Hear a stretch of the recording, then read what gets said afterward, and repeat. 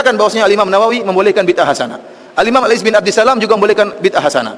Al-Imam Syafi'i juga membolehkan bid'ah hasanah. Tetapi bid'ah hasanah yang dimaksud oleh mereka para imam bukan yang dimaksud oleh masyarakat umum. Yang dimaksud dengan bid'ah hasanah oleh mereka adalah sarana-sarana. Itu kurang ajar, kufur. Rasul berkata kullu bid'ah, semua bid'ah sesat. Orang yang mengatakan bid'ah hasanah, ini ujung-ujungnya orang yang mau membenarkan tindakan-tindakan bid'ah yang dia lakukan dengan dalih bid'ah hasanah. Padahal demi Allah, pernah nggak Rasul bilang bid'ah hasanah gitu? Pernah nggak? Nggak ada sama sekali. Ada juga sunnah hasanah. Rasul bilang sunnah hasanah. Kenapa sampai telingamu jadi bid'ah hasanah kalau bukan iblis yang memalingkan telingamu?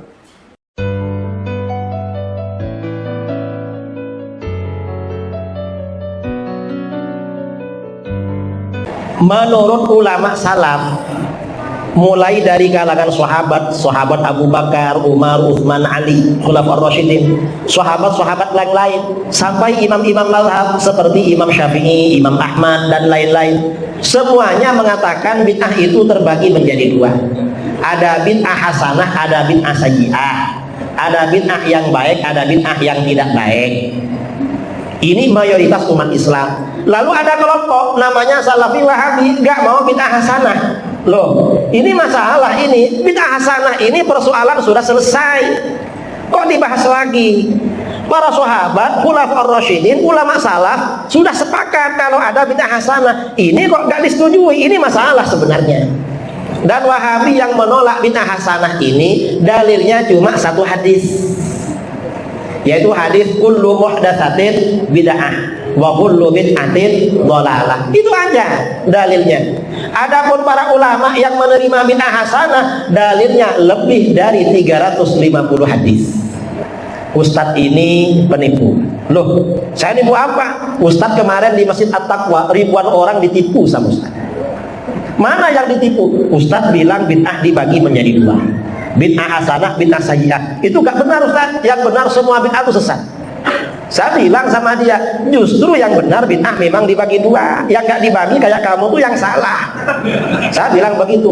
Tapi dalil Ustaz gak benar. Loh, saya waktu itu dalilnya Al-Quran, hadis-hadis sahih banyak sekali, dan gak ada yang dhaif.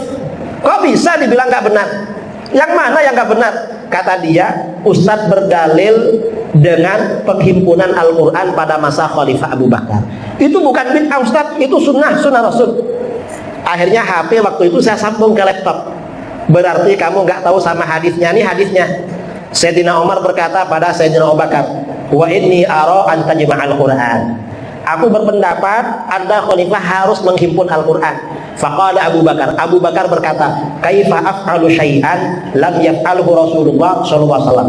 Bagaimana aku akan melakukan sesuatu yang belum pernah dilakukan oleh Rasulullah SAW? Berarti bid'ah.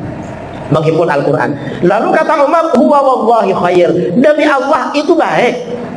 Berarti hasanah. Berarti penghimpunan Al-Quran bid'ah hasanah. Dan sahabat setuju, berarti bid'ah hasanah. Lalu kata si Wahabi itu, loh, itu kan pendapat pribadi sahabat, katanya. Walaupun pendapat pribadi, tapi kan harus diikuti. Beliau itu siapa? Abu Bakar dan Umar itu Khulafaur Rasyidin. Rasulullah memerintahkan kita ikut beliau. Hatta walaupun itu pendapat pribadi, kita diperintahkan ikut. Sabda Rasulullah SAW, iqtadu billadaini min ba'di Abi Bakar wa Umar. Ikuti dua pribadi setelahku, Abu Bakar dan Umar. Seandainya itu pribadi, apalagi itu pendapat mereka dalam kapasitasnya sebagai Khulafaur Rasyidin. Diperintahkan oleh Rasulullah SAW, alaikum bisunnati wa sunnatil khulafa'ir rasyidin. Kalau pendapat kamu nggak boleh diikuti, pendapat pribadi kamu. Pendapat kamu nggak ada yang hebat. Kalau pendapat sahabat ini ya kita ikuti nih, man. Walaupun pendapat pribadi kamu nggak boleh diikuti. Akhirnya kata dia, terima kasih Ustaz. Ya. Akhir-akhir ini banyak kita temukan orang-orang yang mudah mengklaim bid'ah terhadap apa yang sudah biasa dilakukan oleh masyarakat Indonesia secara umum, khususnya masyarakat Jawa sejak zaman dulu, sejak periode Wali Songo, dengan dalih bahwa hal-hal tersebut tidak pernah ditemukan dalam sejarahnya dikerjakan oleh Rasulullah dan para sahabat. Lantas kemudian apakah sebenarnya bid'ah itu? Dalam salah satu kitabnya, Sultanul Ulama, atau kalau yang di bahasa Indonesia kan raja dari para ulama, raja dari para cendekiawan, Syekh Izzuddin bin Abdus Salam itu pernah menjelaskan bahwa yang dimaksud dengan bid'ah adalah malam yu'had fi asri Rasulillah. Setiap sesuatu yang belum pernah ditemukan di zaman Rasulullah. Jadi hal apapun yang belum pernah ditemukan di zaman Rasulullah itu masuk dalam kategori bid'ah. Termasuk misalnya hal-hal yang bukan berkaitan dengan ibadah.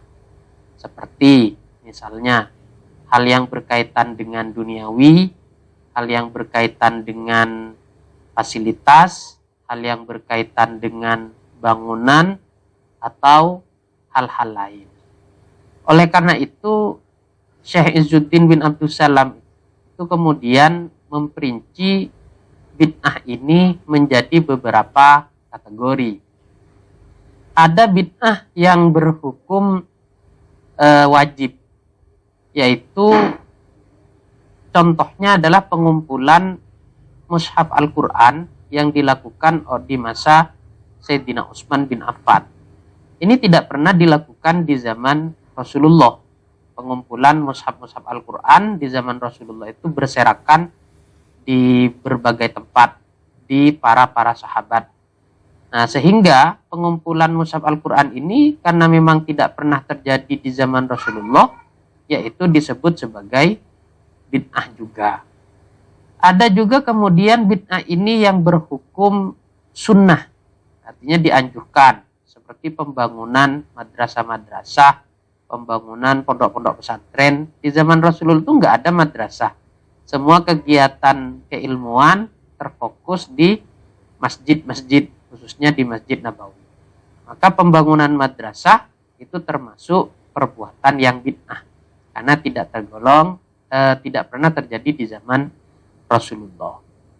Oleh karena itu, dari sekian banyak pemaparan-pemaparan ini, maka bisa kita simpulkan sebenarnya bid'ah itu tidak semuanya buruk. Ada bid'ah itu yang juga baik, atau yang lebih dikenal dengan bid'ah hasanah. Karena kita akui atau tidak, seperti pengumpulan mushaf Al-Quran, pembangunan madrasah-madrasah dan pesantren-pesantren, tentu akan kita sepakati ini adalah perbuatan-perbuatan yang baik, meski tidak pernah terjadi di zamannya Rasulullah. Lantas, apakah bid'ah hasanah itu?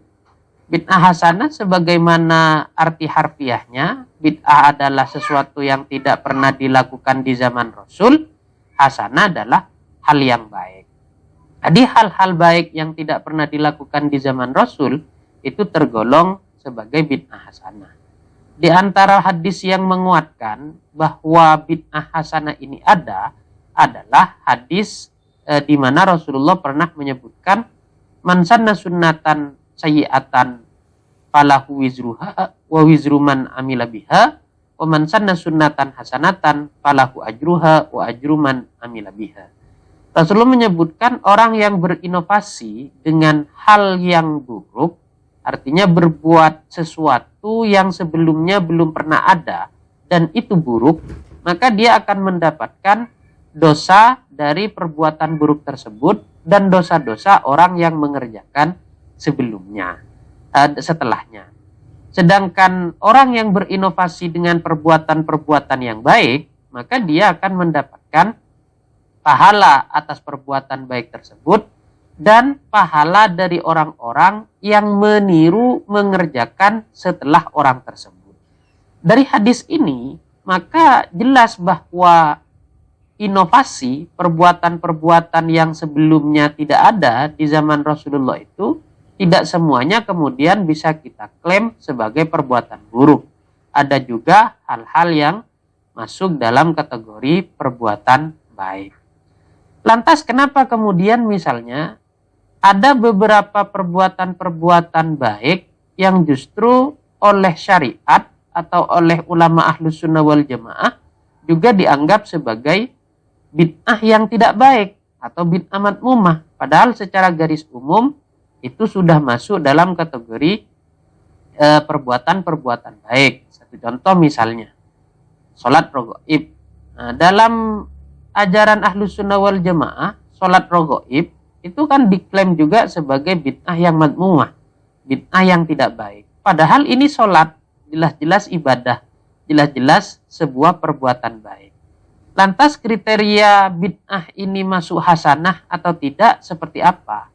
Hadratus Syekh Kiai Haji Hasyim Asy'ari dalam kitabnya Risalah Ahlus Sunnah wal Jamaah itu memberikan catatan-catatan kriteria dari bid'ah-bid'ah yang hasanah. Artinya bid'ah yang perbuatan baik yang bisa kita lakukan dan perbuatan baik yang masuk dalam kategori madmumah.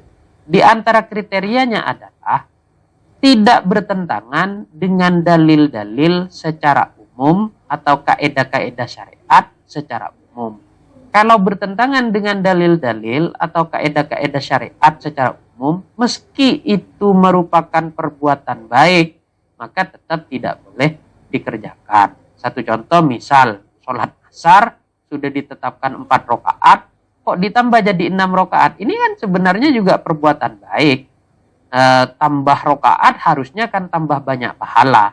Tapi dia tidak demikian karena sudah ditetapkan sesuai aturannya dalam syariat.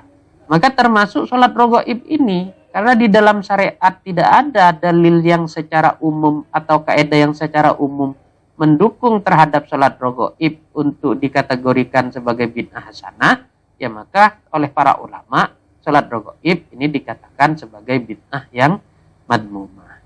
Lantas maksud hadis dari setiap pelaku bid'ah itu sesat dan setiap kesesatan itu di neraka, ini bagaimana? Nah, ini sebenarnya simpel saja, bahwa dalam setiap hadis maupun Al-Quran itu pasti ada dalil yang umum, pasti ada dalil yang khusus. Bahasa ilmu usul fikihnya, ma min amin illa wa qad khussiso. Di dalam hadis maupun di dalam Al-Quran itu hampir jarang bisa kita temukan dalil yang menunjukkan secara umum, kecuali dalil tersebut telah ditahsis atau dispesifikkan dengan dalil-dalil yang lain. Maka hadis yang menjelaskan kullu bid'atin dolalah, setiap bid'ah itu sesat, ini bisa dispesifikkan terhadap bid'ah-bid'ah yang sayyi'ah atau bid'ah-bid'ah yang madmumah, bid'ah-bid'ah yang tidak baik. Kenapa demikian? Karena dalam hadis-hadis lain seperti yang saya sampaikan tadi, bid'ah itu ternyata ada yang hasan. Rasulullah jelas menyebutkan man sanna sunnatan hasanatan. Berarti ada hal-hal baik yang itu juga bid'ah. Atau bisa dibalik, ada juga hal-hal bid'ah yang itu justru baik. Nah, dari kaidah ini maka sebenarnya keumuman hadis kullu bid'atin dolalah ini kaidah hadis yang umum tapi sudah dispesifikkan dengan hadis-hadis yang lain. Sebenarnya simpel saja. Kalau kullu bid'atin dolalah ini kita berlakukan secara umum, misalnya, maka ya semua bid'ah juga harusnya divonis sesat. Bid'ah tidak harus bid'ah hanya dalam masalah diniyah saja, dalam masalah keagamaan saja. Karena dalam hadisnya juga mutlak, gak ada kullu bid'atin diniyatin, gak ada. Hadisnya kullu bid'atin dolalah. Ya harusnya semua bid'ah itu juga sesat. Tapi kenyataannya kan tidak. Semua orang menerima bahwa bid'ah yang tidak berkaitan dengan agama itu tidak dianggap sebagai kesesatan. Mikrofon, kamera, media sosial, ini semuanya kan bid'ah. Tidak pernah terjadi di zaman Rasulullah. Dan ini sepakat kita, ini bukan hal yang menyesatkan. Kalau ini kan bukan urusan agama, bukan bid'ah diniyah, maka nggak apa-apa tidak dianggap sebagai sesat. Lah hadisnya nggak bicara bid'ah diniyah, hadisnya bicara kullu bid'atin dolalah. Lah kalau orang menerima bahwa bid'ah yang ada dalam hadis itu diarahkan kepada bid'ah diniyah, kenapa tidak bisa menerima kullu bid'atin dalam hadis ini juga diarahkan kepada kullu bid'atin sayyi'atin? Kan sama-sama mengartikan hadis yang secara umum terhadap arti yang lebih spesifik atau arti yang lebih khusus. Jadi sebenarnya kita dan orang-orang yang tidak setuju dengan bid'ah hasanah itu sama-sama mentahsis atau menspesifikkan kullu bid'atin dolalah dengan arti yang diinginkan sendiri. Bedanya kita punya landasan hadis lain, mereka tidak punya. Itu saja. Sekian.